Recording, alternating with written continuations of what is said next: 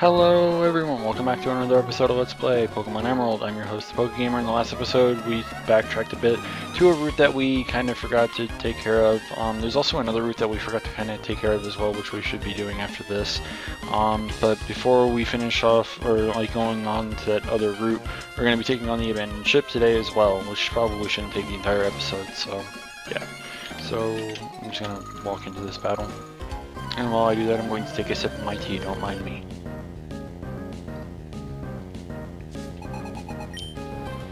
I don't think that was too loud or anything. If it was, like, whatever, my apologies. My mouth is a little dry, and, you know, doing commentary is kind of a pain in the ass whenever your mouth is dry, so.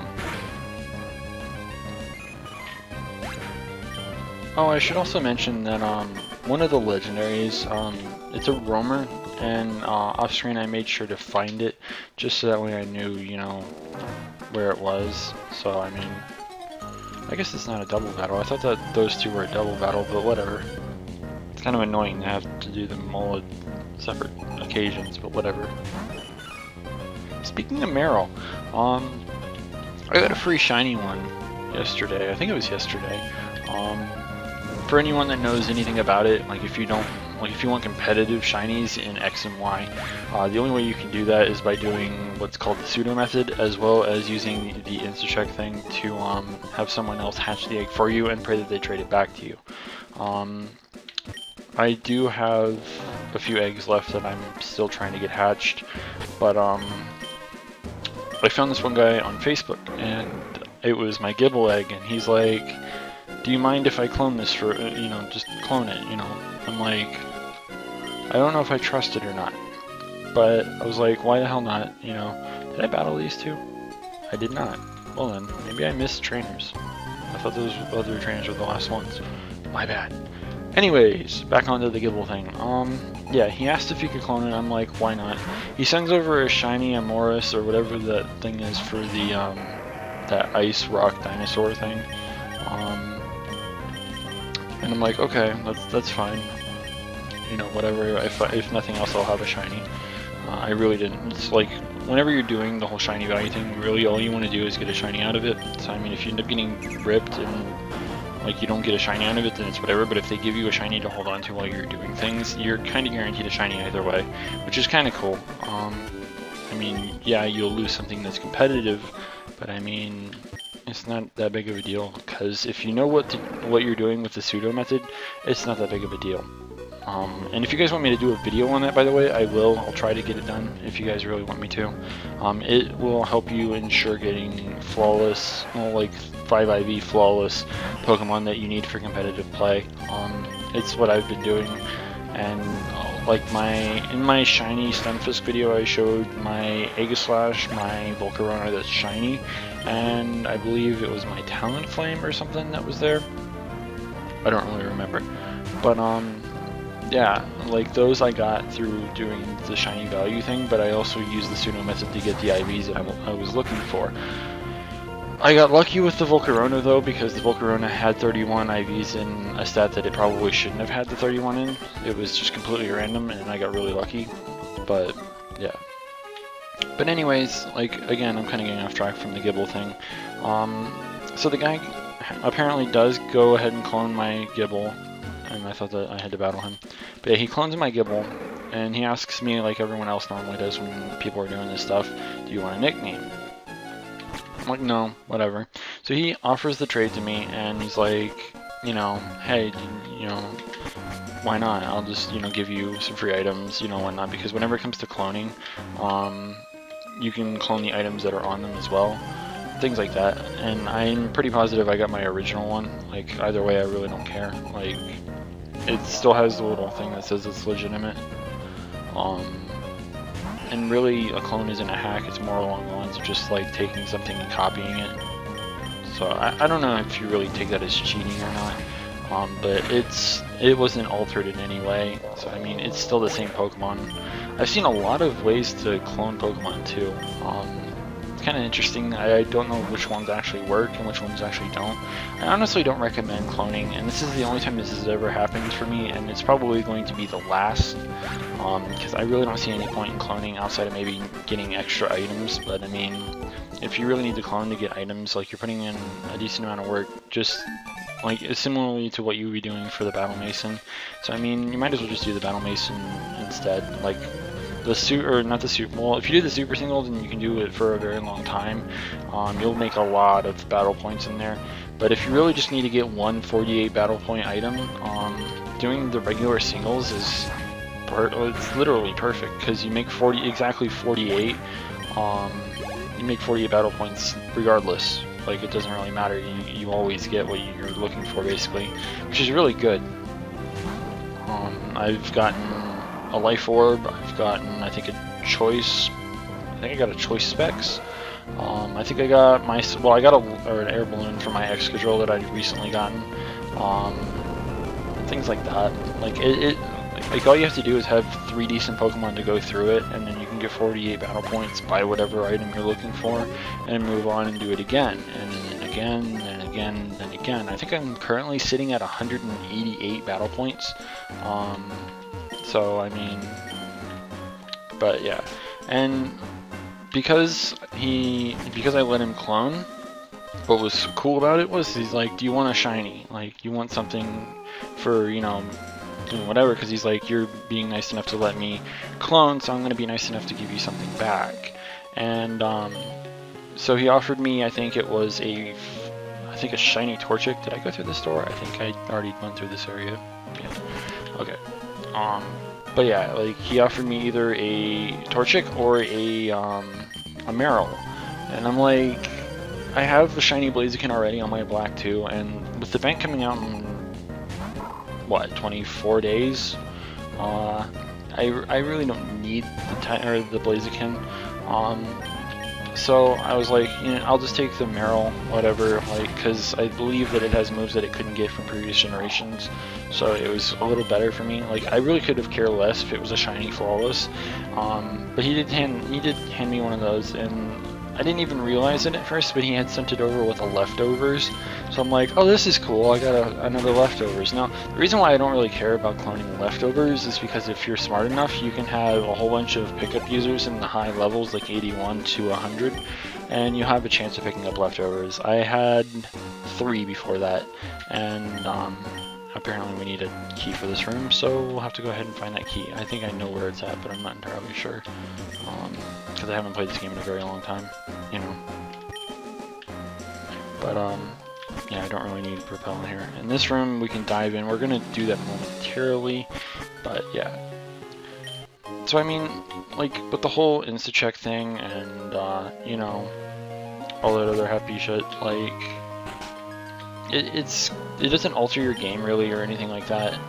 It just basically helps you get what you're looking for a lot faster. And I don't know. Like, if you want to just have pretty Pokemon that are competitive, then I recommend doing the insta-check thing. Oh, I was already in here. Why am I going back there? And then we have this trainer who circles around and does all kinds of happy bullshit. But yeah, like, the only thing that I really don't entirely approve of was the whole cloning thing. Like, this is the first time anyone's ever asked me to do that. But I mean, I got some free stuff out of it, whether or not it was cloned or whatever.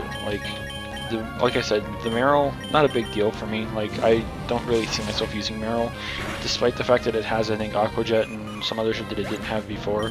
I don't see it being as good in OU as everyone seems to think it might be, but that's just me, in all honesty. I think that the one he gave me also has Belly Drum, which is really good, but I mean, like, again, like, I don't see Azumarill really being all that amazing, despite the fact that it's got its new fairy typing and all that other happy crap. Like, I mean, let's be honest, it's fucking Azumarill.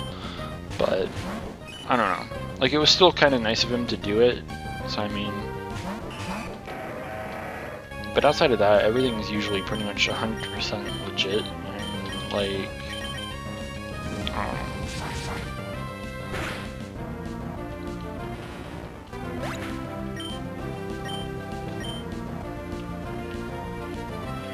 Speaking of this current situation, and in regards to the whole Battle Mason thing, I for the first time last night, or rather, like, way early this morning, I tried the multi-battle, which is actually really interesting and a lot of fun, depending on how you set things up.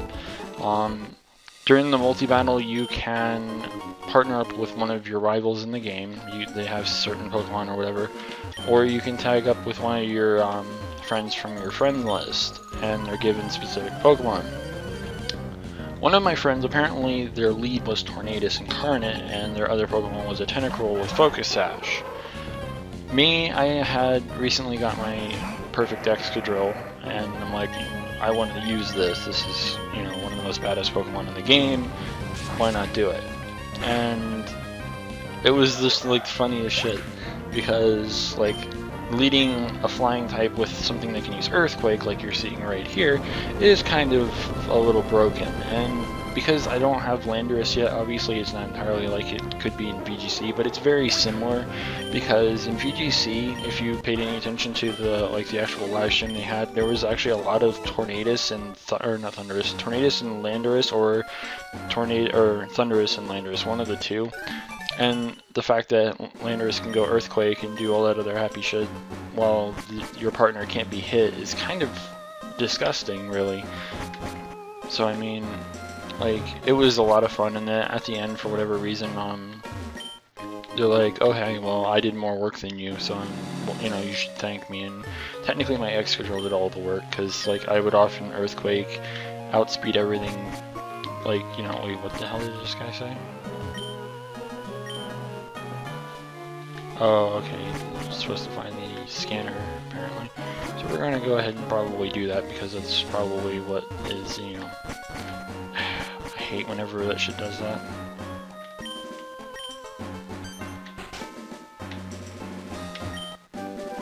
Ice Beam! Good TM. You can get it at the game corner as well. I think I did that a few times, just to get the Ice Beam TM, because, I mean, I needed it. But yeah. Surprised that this ship's taking up almost the entire, like, portion of the episode, too. But, I mean, it's not that big of a deal. Like, there's still plenty to do. And besides, this is actually kind of a cool part of the whole, you know, game. As you can see, there's light filtering down from above, so what do? You use dive and return to the surface. This gives you another area, which this room has a requirement where you have to have certain keys. Room 1, so you'd have to find the one that's open. And then in here you'll see a little flicker. What you want to do is you want to find that flicker and room 1 key. There's also items in here. I think for the most part they're like vitamins or whatever. Like there's, you know, a water stone. I think there's other hidden items as well.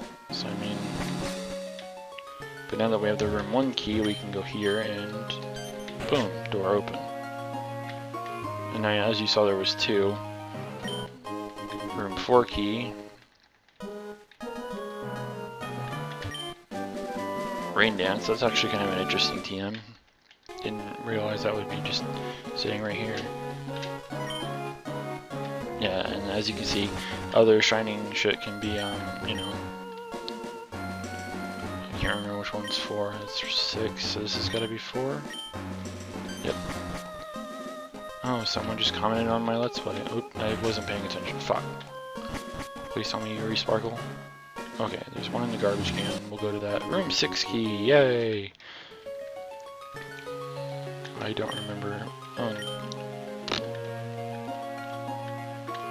There was like one right around here. Yeah, I think that was everything that's in here. I don't know if there's any other really like relevant item in here, but I mean, but yeah, you have to go through all these rooms just to find, you know. But yeah, someone commented on one of my Let's Play videos, I think. So I don't really know. Like, I still get email notifications and whatnot.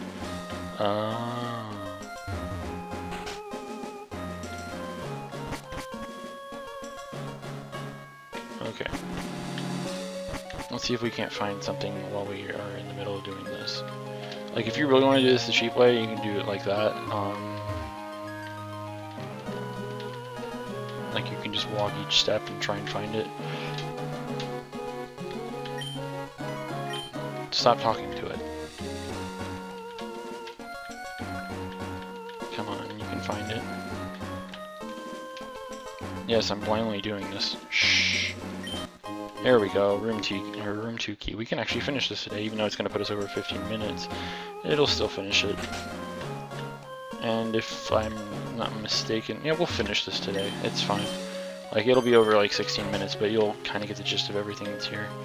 And if I remember correctly, scanner, yay!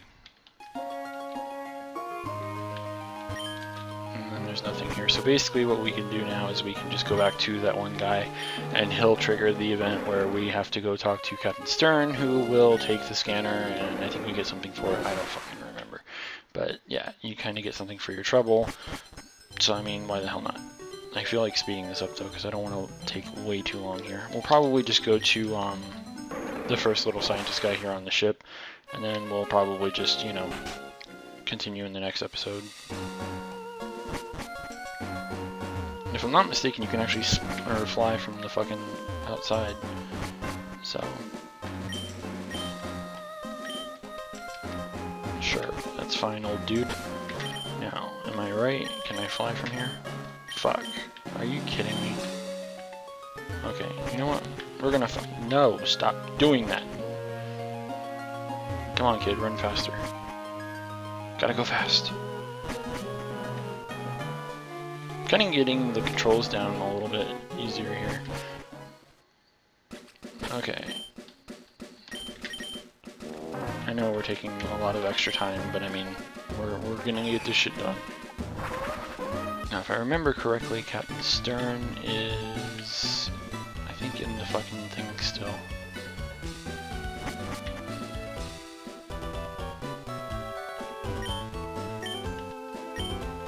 Okay, maybe not this guy.